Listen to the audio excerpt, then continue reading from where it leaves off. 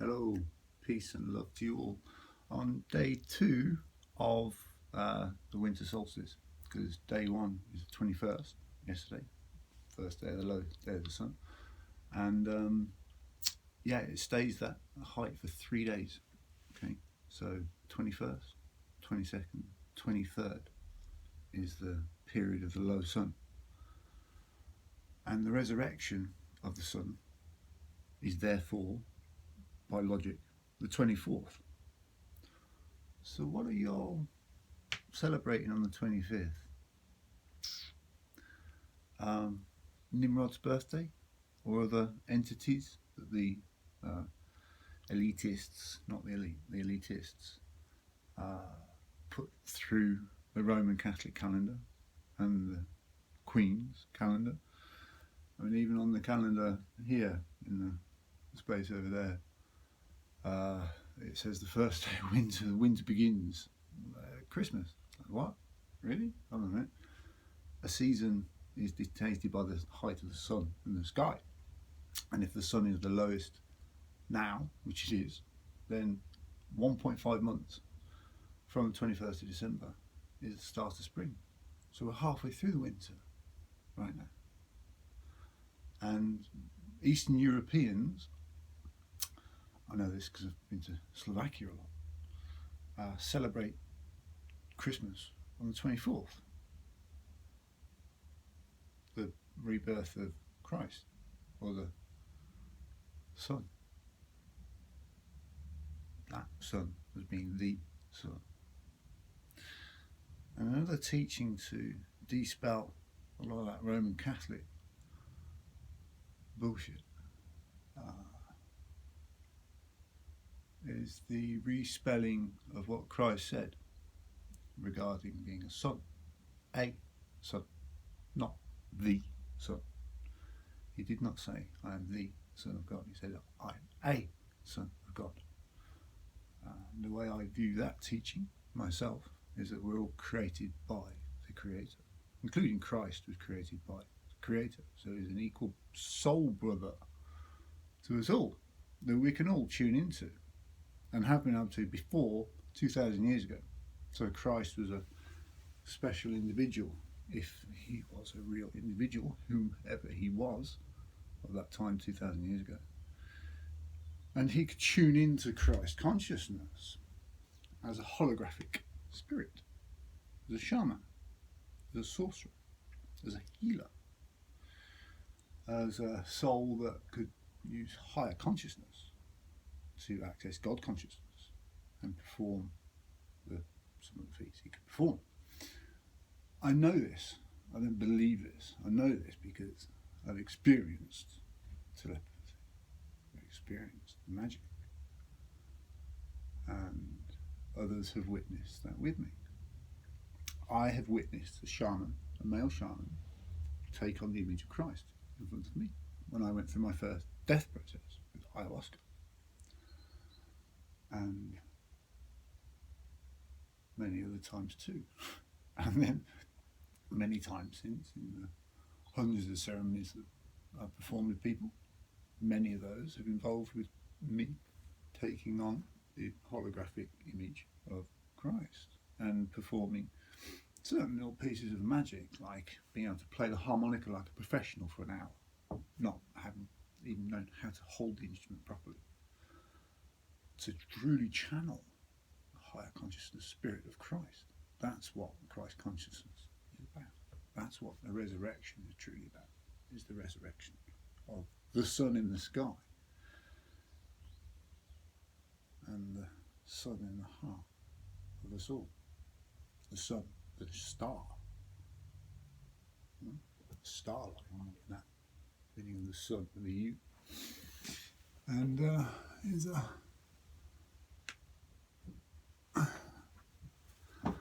phenomena that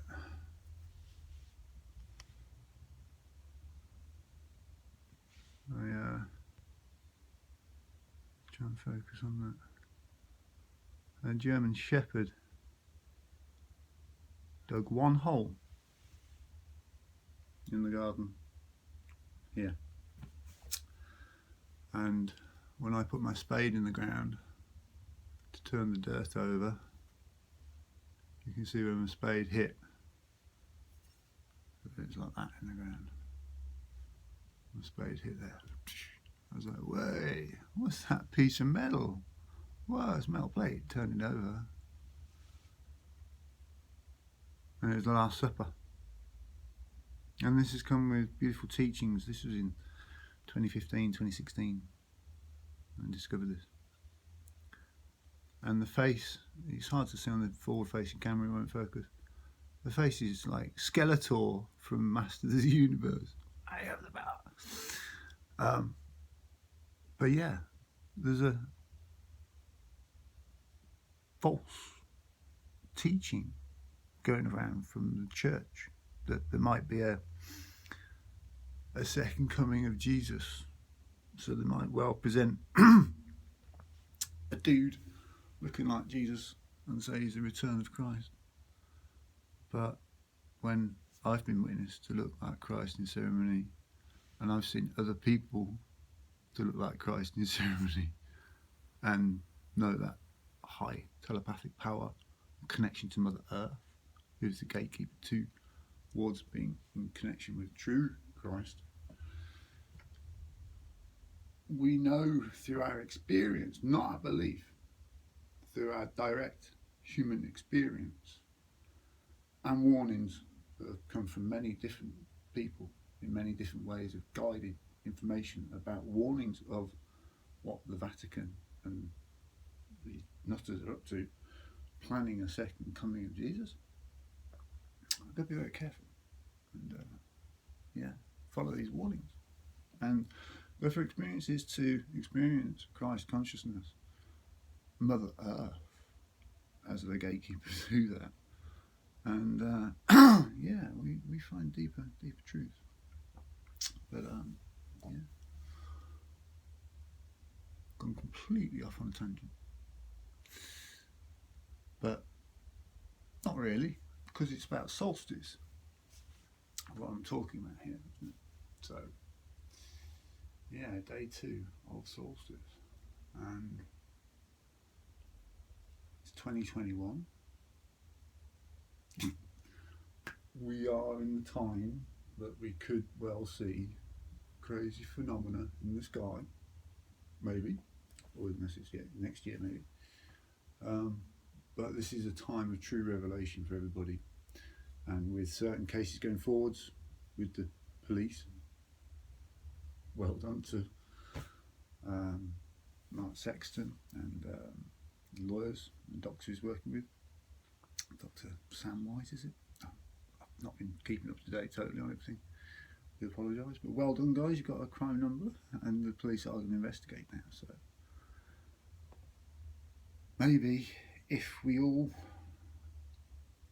truly go deep into our healing, into ourselves, into our healing right now, over the solstice and their calendar year, but to our new true alignment to a true calendar, maybe we can pull the rug out from underneath their feet, their plans, their false invasions of whatever, and false presentations of people that, could be true. Or we could divert all that, and find their plans before they hatch the plans. That's the key. So may we all be in prayer and warmth. It's cold in the cabin now, turn the heat off. But yeah, maybe we'll be in that warmth of love and discovery and openness to mystical experiences and phenomena that you can't explain, because that's what's coming, and we've experienced that within going to Peru, in friends in this country, and with many different ways of experiencing the magic. And I'd like to document all the things that I've been through on the website so you can all read my experiences, and so other people can follow my path and discover why that painting is the way it is from the Shipibo. Yeah. But I forget, I've walked along the road of shamanism and discovery of consciousness and experimentation. Probably not so much so in recent years at all, but beforehand, 600 minimum full power entheogenic journeys in a lifetime. It's a lot. So don't be in any rush to fly down this path. Got all the time in the world.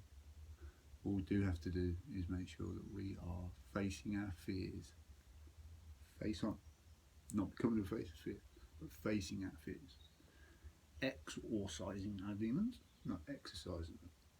Don't hench up your gremlins, right? We gotta heal all that. So, yeah. Solstice ramblings. I made a loop of guitar.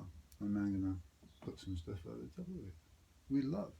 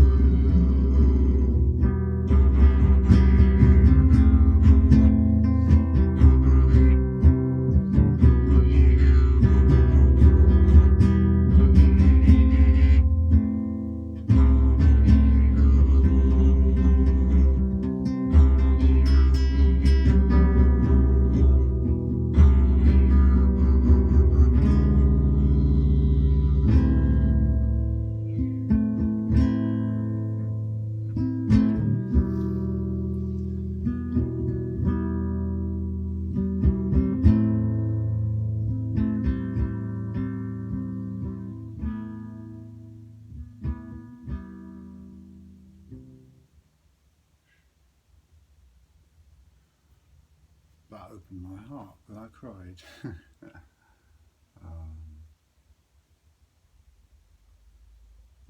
nice. I hope anyone that watches this enjoys that and felt that, maybe. Pray that you do. I felt the pain of what's going on in the world. And when I'm in a good space of healing myself and connecting, I end up crying because I feel the pain. I'm an empathic soul, and I connect to the collective, and I end up feeling that pain that everyone is going through, and I cry. Even if I don't want to cry, I cry, because that's what you have to do. If you connect to that sort of level of pain within yourself and within others, one of the biggest things we have to do is cry. And we do not cry enough in this culture. You're labelled a pussy as a young boy if you cry, bullied if you cry. It's less so now, being embraced.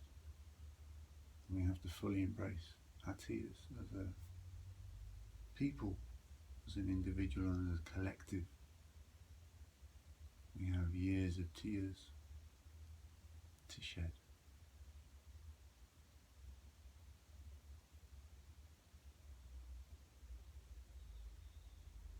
And we can do that in celebration, you know. And that's what healing ceremonies are about, you know.